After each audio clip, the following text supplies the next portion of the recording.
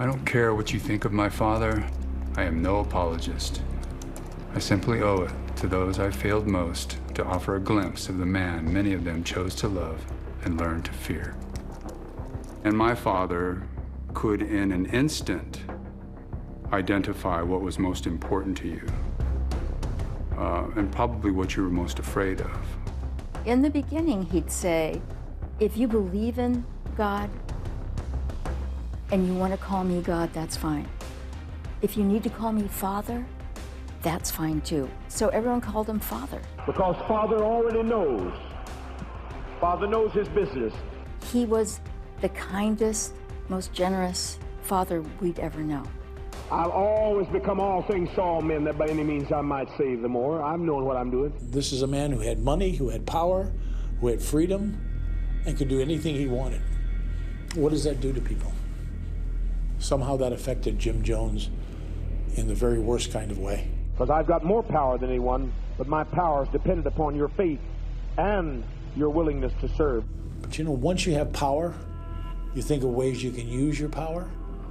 And Jim Jones was never at a loss of how he could use his power. He started to alienate you from your families, from your immediate families, destroy that family unit. Men and women were in effect divorced and asked to remarry each other. I was probably 14 when he started talking about sex with other women from the pulpit. To think that people are so damn picayune about who they go to bed with, and particularly you women, all you have to do is lay there, and by God, I've had to keep it going all night. The stories about Jim Jones and his sexual proclivities are legend, not just with the women followers of his people's temple, but men as well. If he saw a young person that he found attractive, be they male or female, he would come on to them.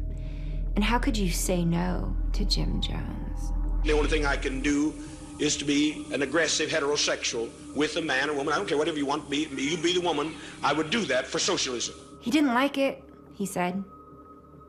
He really didn't enjoy it, but he was forced to do this for the cause. I told you there, I've had to crawl in bed with men and put up with for this cause. I've had to lay with women I hated till my skin crawled. Sex was another form of manifesting his power. That is, it wasn't so much about sexual pleasure as it was dominance. It was the idea that I control your body as well as your mind. We'd get on these buses that he purchased, these Greyhound buses. We'd travel from San Francisco to Chicago, all across America in the summer. Bus number 7 was Jim's bus. And in the back of his bus, he had his own private space. I didn't know it at the time, but on that same bus, there were many sexual encounters. When we got on the bus to go back to San Francisco, he sat down next to me and said, "You don't realize how beautiful you are, do you?" And he said, "I'm attracted to you." And he told me to go into the back of the bus, and I waited there, and then the door opened. And it was John's. And he said, "You're a beautiful girl, and you don't know that. And I want to show you that you are." And then he proceeded just to pull down his little zipper and screw me. And as I lay there, frightened, not sure what to do, and as I shivered, he'd say to me, "This is for you. I'm doing this for you, Debbie." A lot of my father's craziness was kept well hidden for a lot of years. He was as nuts as anybody gets, I think. I happen to be a messenger, if you wanted to look at it in those terms. I happen to be from another planet, or another plane, or you call it heaven. Whatever you want to call it, I know where I'm from. At a certain point, he started using drugs. Uppers, downers, whatever Jones was in the mood for.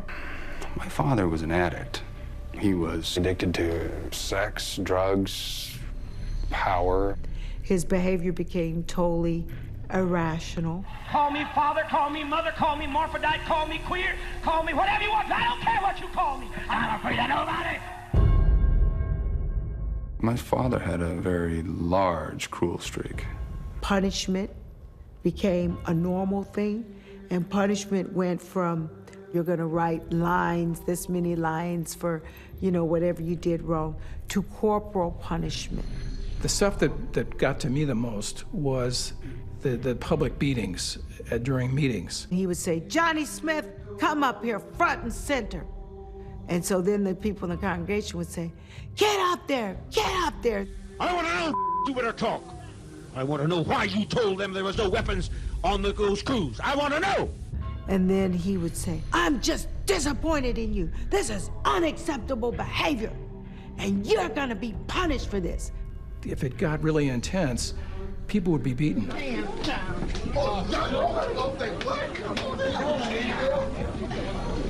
Get in there, Mary. Hold it in there. That's it. Get in there.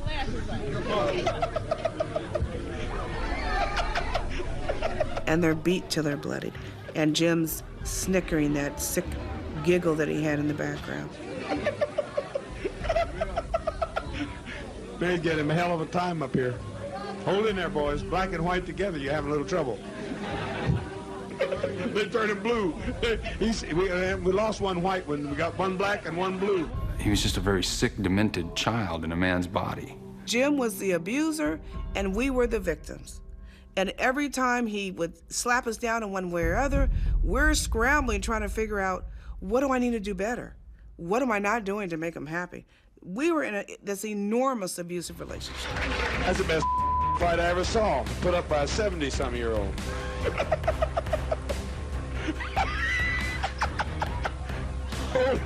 Hold in there, Simon. You're on my sight. There was no reason for that, you traitor. There was no reason for that. Damn you. What was your reason for doing that? I was trying to keep some humanity around here. Don't lie to this office anymore. We're tired of putting up with this. Don't lie to this office anymore. Do you hear me? Get your ass over there and sit down and see how well you work. People don't appreciate goodness. Sit your ass down.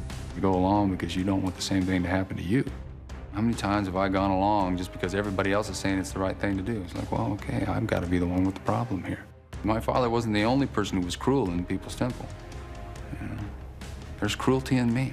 He was continuing to exert total and absolute control on every level: personal, sexual, social, religious. There was no end to his capacity to manipulate, to dominate, and to abuse. We've been slaves once in this country. We've been in chains once in this country. They've sold us on the slave market once, but baby, they're not going to do it again.